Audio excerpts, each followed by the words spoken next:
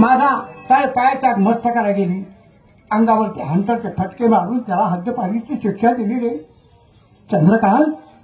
हद्दपारीची मी त्याला शिक्षा दिली माझ्या बाळाला. बाबासाहेब असं काय केलं? अहो एकुलता एक आपल्या राज्यातील आपला वंशाचा कुलदेवक असताना तुम्ही त्याला हद्दपारीची शिक्षा दिली. अहो आज राहुला त्याला समजून सांगितलं असतं, त्यानं ऐकलं असतं, पण एवढा आपण टोकाचा निर्णय घेतला आहे बाबासाहेब, हे माझ्या दृष्टीने अयोग्यच.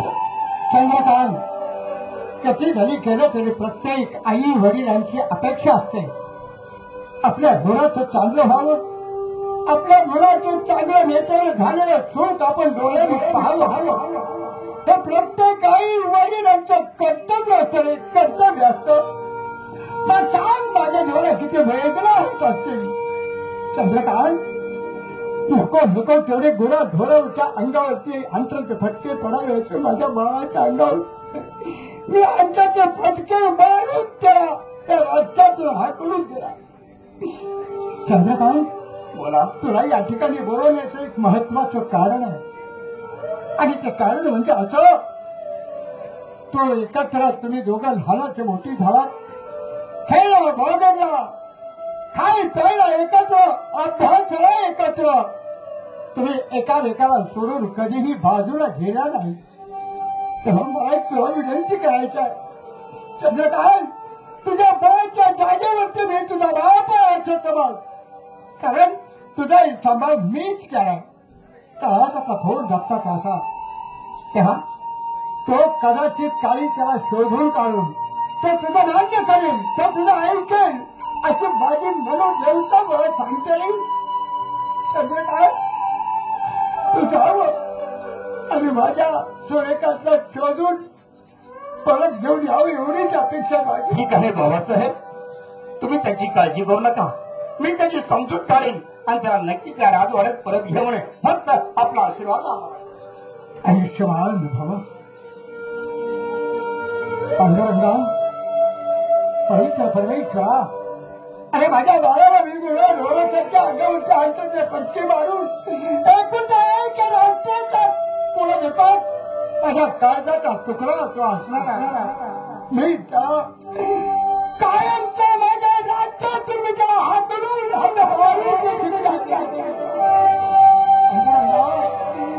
परमेश्वरा, माझा बाळ चंद्रकांतला तरी घाऊ दे आणि त्याचा शब्द त्याला ऐकून माझ्या जवळमध्ये येऊ दे. मी त्याला सर्व क्षम्य करतो, मी त्याला सर्व माफ करतो, माफ करतो, माफ करतो. सावळ भाजपात. अहो चंद्रकांत महाराज गेलेत म्हटल्यावर नक्कीच 100% ते घेऊन येणार आपल्या सूर्यकांत महाराजांना. परमेश्वरा, मित्रप्रेम आहे. मित्र हा मित्राला काहीतरी 4 गोष्टी सांगल, कारण माझा बाप सुद्धा त्याला ऐकला नाही. हो हो, पण तो त्याच्या शब्दाच्या पुढे तो जात नाही आणि चंद्रकांतच्या शब्दाच्या पुढे सूर्यकांत जात नाही. मित्र श्रेष्ठ आहे. कारण त्यांचं जे मित्रप्रेम आहे सख्या भावाच्या पेक्षाही श्रेष्ठ आहे. खरंय खरंय. म्हणून कदाचित येईल अशी माझे म्हणून देवता मला सांगतो. तुम्ही काही टेन्शन घेऊ नका, जीवाला ताप करून घेऊ नका. विश्रांती घेऊ तोपर्यंत. विश्रांती कशाला घेताय? काय घेऊ? सरळ आपलं समाधी घ्या. समाधान, समाधान. समाधी घ्या. आम्ही काय म्हणजे कायमचा संपतोच काय नाही, समाधान घे. पहारा व्यवस्थित ठेवा. ठीक आहे. जशी आणि आपण चंद्रकांत जर आला तर मला ताबडतोब निरोप पोहोच. आता पहारा व्यवस्थित ठेवायला टिकाव काय करायचं? मूळ कायच काय? अरे पारायण टिकाव ते नाही, पहारा म्हणजे बंदोबस्त, कडक बंदोबस्त. कडक बंदोबस्त. ठीक आहे ठीक बोला आहे. मी. माझ्या डोळ्यात तेल घालतो आता मी. आणि काय करतो? कडक बंदोबस्त. माझ्या डोळ्यात तेल, जोडीदाराच्या ढोंगणात वाती, द्यायचं पिटवून. हा जाऊ दे, त्याचं हुंगण चाललं पेटलं तरी चालेल, तो याला तरी चालेल. उजेड पडेल उजेड.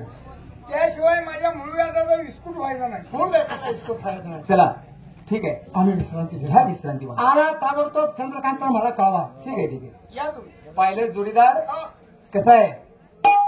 चंद्रकांत महाराजांना पाठवून दिले, पण पोरगा ऐकून एक मी गेला निघून. वडिलांना वाईट वाटणार. शेवटी मुलगा येतो. आणि पंचा फुलं कसं आहे, पहारा व्यवस्थित ठेवायचा. हा पहारा केली तर दुटी, नाही तर बसून. अरे ज्याची खावी भाकरी, वा वा वा, त्याची करावी चाकरी.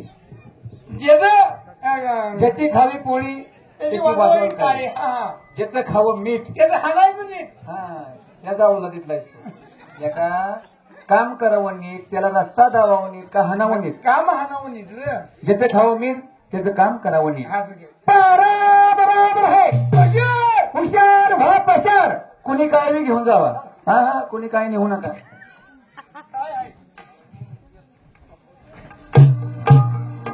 बराच वेळ झालं मी या लालबागेमध्ये थांबून राहिलो काय सांगायचं मंडळी आमच्या असणाऱ्या बाबासाहेबांनी अंगावरती हंटरचे फटके मारले आणि दरबारातून हद्दपार केले परंतु असो माझा एक बालपणचा मित्र आहे त्याचं नाव सूर्यकांत दोघेही आम्ही एका शाळेत होतो फिरायला जाताना एकत्र लहानाचं मोठं एकत्र झालो रोज सायंकाळी आम्ही या ठिकाणी लालबागेमध्ये येत असतो तेव्हा या असणाऱ्या लालबागेमध्ये थोडा वेळ त्याची वाट पाहावी आणि नंतर पुढचा प्रवास करावा म्हणजे झालं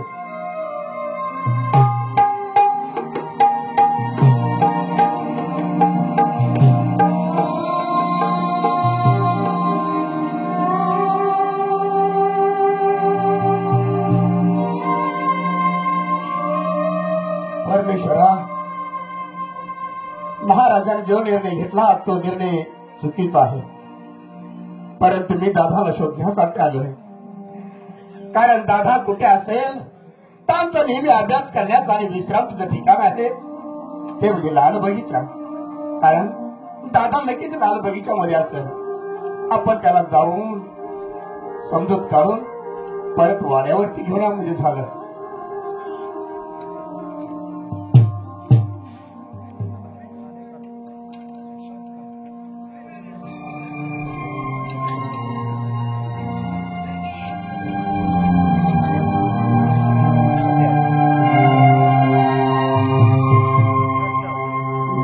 निस्तेज बसलेला आहे दुःखी अंतकरणाने बसलेला आहे आईच्या नंतर वडिलांनी त्याला सांभाळ केला कधी एकमेकाला कथातून झाली नाही परंतु आज एका त्या गोष्टीवरून आज ते बाप लेखा कथातून झाले पण परमेश्वरा माझ्या शब्दाला यश होऊ दे मी दादाला आवाज देतो दादा अरे दादा दादा दादा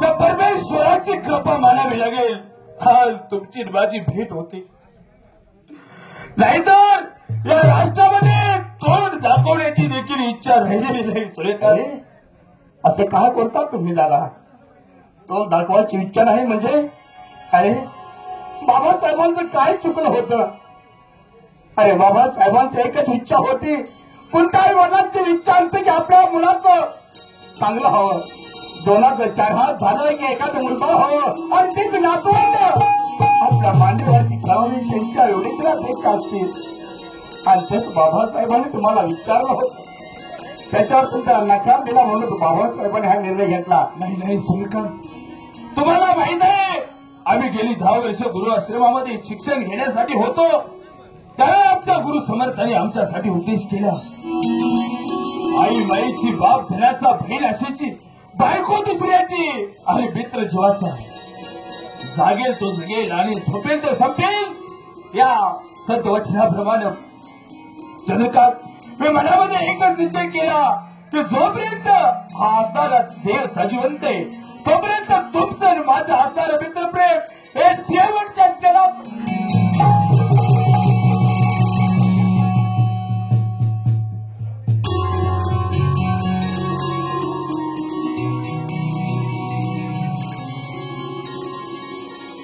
दादा अरे आपल्या मित्राचं नातं आणि मित्रत्व हे प्रेम आखेपर्यंत टिकल मला तर ह्या मृत्यू तलावरची पुन्हा आधार आहे पण एक लक्षात ठेव दादा गेला ते विसर आणि परत आपण राजवाड्याला सलामीला झालं खबरदार चंद्रकांत या ठिकाणी मित्र म्हणून आला मनाला आनंद वाटला असं समोर या कौतुक मिठी मारून मी तुमचं स्वागत करीन परंतु एक बाबासाहेबांचा वकील समजून या ठिकाणी आला असाल तर याच पावले परत जावा आणि बाबासाहेबांना जाऊन सांगा काय केल्यानं सूर्यकांत यायला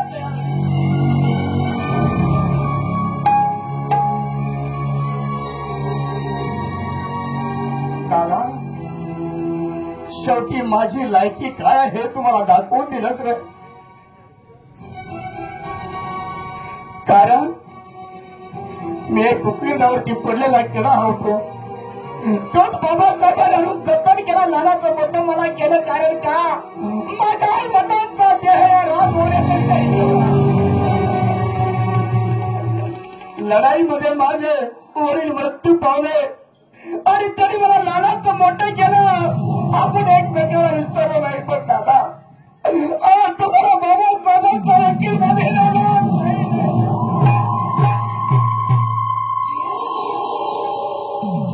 आणि सूर्यकांत ज्या दिशेने मी तोंड केलेले आहे त्या दिशेने माझा इथून पुढचा प्रवास चालू राहील. कदापि मी मागं फिरून पाहणार सुद्धा नाही. विसर लागशील. अरे आई आपल्या मुलाला केल्यावरती घेते आणि आता बहुतून जग तिला दाखवत असते रे दादा. पण वडिलांची माय आणि फार वेगळी असते रे. कारण तो कधी आपल्या मनातलं दुःख कुणाला सांगू शकत नसतो. कारण जबाबदार म्हणून कुटुंब प्रमुख असतो. सर्वांचं म्हणणं त्याला ऐकावं लागतं रे दादा. पण तोच आपल्या मुलाला कड्यावरती न घेता खांद्यावरती घेता सांगतो बाळ अरे चिठीच्या पलीकडे डोंगराच्या पलीकडे काय दिसतंय तेवढं बघ. कारण जिथपर्यंत तुझी नजर जाईल तिथपर्यंत तुला आयुष्य घडवायचं आहे. तिथपर्यंत तुला गावपट्टी खेळ मानावा लागणार आहे. तर बाबासाहेबांचा अपमान कराय आणि माझा रे. पण दादा मी हात धरून तुला विनंती करतो तू मला विनवलं मला त्याचं दुःख नाही. कारण मी किती केलं तरी एक परकीय माणूस असेल पण नाही ज्याचं मी अन्न खाल्लं आहे त्या अन्नाला कधी बेमान होणार नाही. कारण त्या अन्नाची चाकरी करणं माझं कर्तव्य आहे दादा. पण एक लक्षात ठेव तुझा हा निरोप मी माझ्या बाबासाहेबांना जाऊन सांगतो.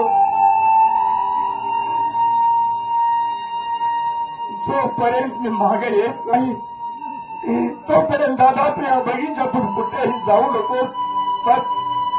नाही नाही सूर्यकांत अरे या जगात माझं म्हणणार कुणीच राहिलेलं नाही. लहानपणीच आईची माया निघून गेली. वडिलांचं असर प्रेम देखील संपून गेलं. आता एक माझ्या जीवनामध्ये आधार राहिलेला आहे तो तुमचा. कारण परमेश्वराचरणी मी हीच प्रार्थना करतो की ज्याप्रमाणे चंद्र सूर्य साजिवंत आहेत त्याचप्रमाणे आपली मैत्री ही शेवटच्या क्षणापर्यंत साजिवंत राहावी. दादा पण बाबासाहेबांना निरोप सांगून येईपर्यंत त्या बगीच्यातून कुठेही जाऊ नकोस. नाही येणार सूर्यकांत. मी या मी वाट पाहतोय तुझी.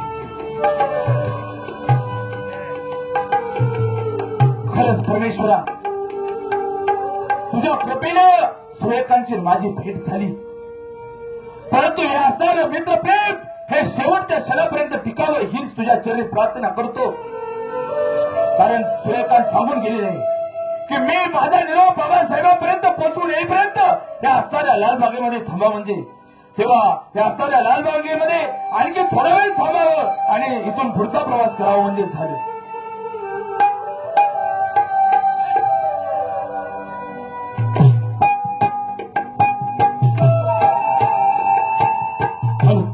उत्तर देशाला धर्मपूर नगरी चंद्रसेन राजा तिथे राज्य करी दया समा शांती उदार तरी पालकीचा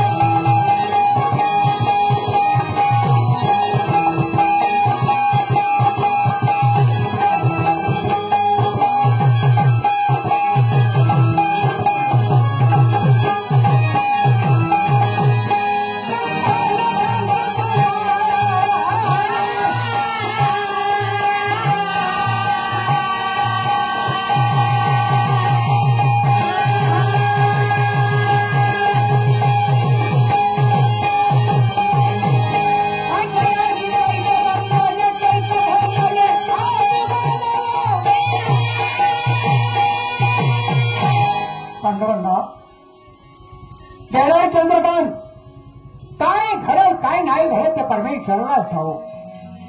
श्रावण भाद्रपद बोला महाराज. अरे अजूनही चंद्रकांत पत्ता नाही. अजून त्यांचे काय कापड बी आले नाही अजून.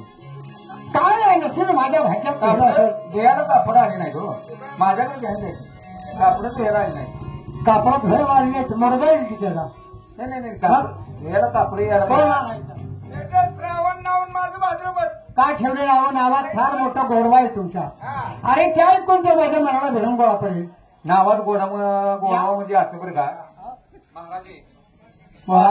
माझं नाव श्रावण का नाव ठेवलं माहिती का. का ठेवलं? श्रावणातल्या पहिल्या सोमवारी माझा जन्म झाला वा वा भाग्यवान आहे. म्हणून माझ्या आई वडिलांनी नाव श्रावण ठेवलं. वा आता याचं भाद्रपद का नाव ठेवलं. जोडीदाराचं भादव्यात काढलाय. हाय. मला एकट्याला नाही काढला. माझ्या संग 7 जण जुळव भाऊ आलं.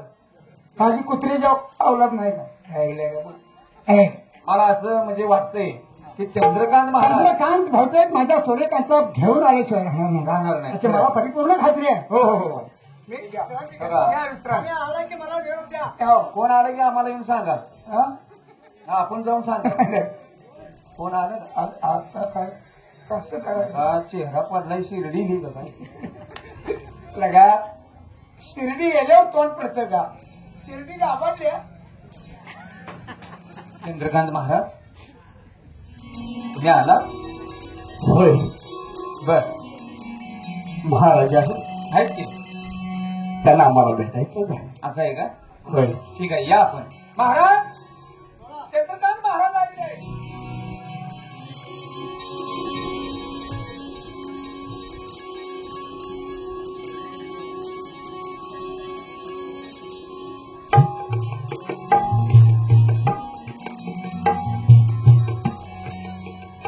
बाबासाहेब एक मिनिट चंद्रकांत, काय तुझ्या चेहऱ्यावरचे भाव काहीतरी मला वेगळे सांगताय. होय म्हणजे दादाला समजून सांगण्याचा आटोकाट प्रयत्न केला. आला का माझा सूर्यकांत आला. नाही. अरे आला म्हणून सांग ना. आला म्हणून सांग या मला. आला म्हणून सांगतो. नाही आला म्हणजे मला त्याला सांगितलं एक मित्र म्हणून जर आला असेल तर मला तरकरून मिठे मारून माझ्या सगळ्या 4 गोष्टी बोल. हो पण जर का बाबासाहेबांचा वकील म्हणून जर आला असेल तर आलं पाऊल चालता हो. वाईट ऐकल्यानंतर माझ्या मनाला माझ्या काळजाला ठाऊक सोडला.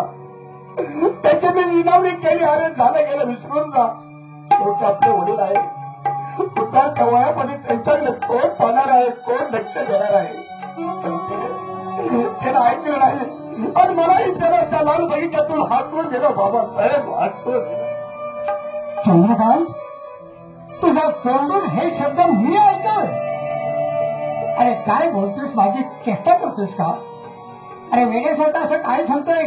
कदा काळी कदा पिही तुझा तो शब्द मोडू शकत नाही याची जाणीव या तुझ्या पित्या समान असलेल्या या राजाला आहे. तुझा बाप होता. अरे याची माझी चेष्टा करून तू मला राजवण्याचा प्रयत्न करतोस का. कुठे चंद्रकांत माझा सूर्यकांत एवढा मला दाखव पाहिजे तर माझा सूर्यकांत कुठे आहे. काय काय आला काय तुमच्या पवित्र त्याला शपथ घेऊन सांगतो. त्याला सांगितलं मी नाही येऊ शकेल. कारण काय बोलतोस. माझा सूर्यकांत नाही आला. माझा सूर्यकांत आला नाही. अरे चंद्रकांत तुझ्या तोंडून एक शब्द मला ऐकायचे नव्हते. कारण माझा बाळाचा शब्द तो मोडून एक काय शब्द वेळा तो माझा शब्द मोडू शकतो. पण चंद्रकांत तुझा शब्द तो कदापि मोडणार नाही. आणि तू मला काहीतरी बतावणं करून सांगण्याचा प्रयत्न करतोस का चंद्रकांत. अरे चंद्रकांत अजून तरी खरं बोल ना. माझी विचार ना. माझी चंद्र माझी चेष्टा मस्करी करून नाही मी खरं सांगतोय ते. कारण सांगितलं मला माझा मित्र नात्यात टिकवायचं आहे. माझ्या मला गुरु समर्थाने सांगितलं त्याच्यात मी काही बदल करणारच नाही. जिकडे पुरा तिकडे मुलूक या मनीप्रमाण म्हटला मी निघून आलेलो आहे. पण मी परत आलो येणार नाही. मला त्याला सांगितलंय बाबासाहेब. थांब थांब चंद्रकांत थांब. मग मत्तपणासारखं काहीतरी बकबक करू नको. आता प्रेम मी तुझं ऐकून घेतलं. पुष्कळ झालं. चंद्रकांत या राजा एवढी खात्री आहे की तो तुझ्या शब्दाच्या पुढे जाऊच शकत नाही. याचा अर्थ असा होतो की तो माझ्या सूर्यकांत पशी पोहोचलेला नाही. त्याच्या जवळ सुद्धा गेलेला नाही. हे तू संपूर्ण खोटं नाटक तू माझ्यापुढे घेऊन तू मला फसवणे करून सांगण्याचा प्रयत्न करतोय का? तर माझा सूर्यकांत या राष्ट्रातून निघून जावा आणि हे राज्य माझ्या ताब्यात यावं एवढी तुझ्या अपेक्षा आहे ना? अरे असं करून सांगायचं होतं तर मला बोलायचं होतं. बाबासाहेब जे सूर्यकांत जाऊ द्या, पण हे चंद्रकांत तुमचाच मुलगा आहे. हे राष्ट्र माझ्या स्वाधीन करा. तुम्हाला हे पाहिजे होतं मला. पण मी सांगितलेला शब्द तिथपर्यंत न पोहोचवता तो निम्यातून पाठीमागा येऊन मला बचावण्या करून सांगण्याचा प्रयत्न करतो. काय मूर्ख माणूस आला. राजे आपल्या बोलण्याचा मथित अर्थ मी नाही समजू शकलो. पण लक्षात ठेवा मी तिथपर्यंत जाऊन निरोप दिला पण ते येऊ शकला नाही. मला कशाची अपेक्षा नाही हो राजे.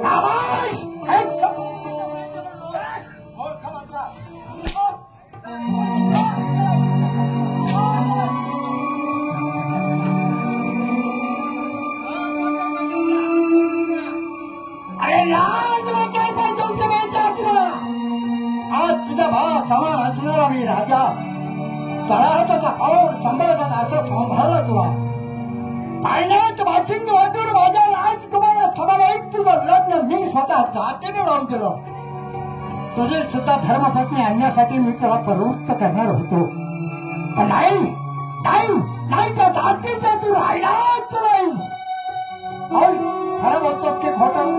खोटं बोलतोस ना? बोल खरं. राजे मी खरंच सांगतोय. माझ्या रक्ताची आरगळ मी सांगतोय. तो येत नाही म्हणून मला सांगितलं त्यानं.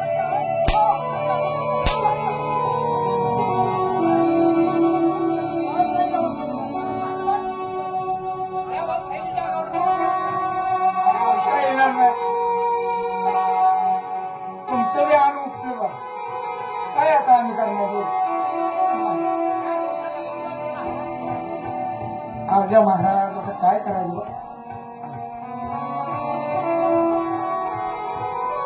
राजे कारण आज ती माझी वस्त्र खाल्ली. मला काही दुःख नाही. अनबुद्ध आजोबा तुझे सरकार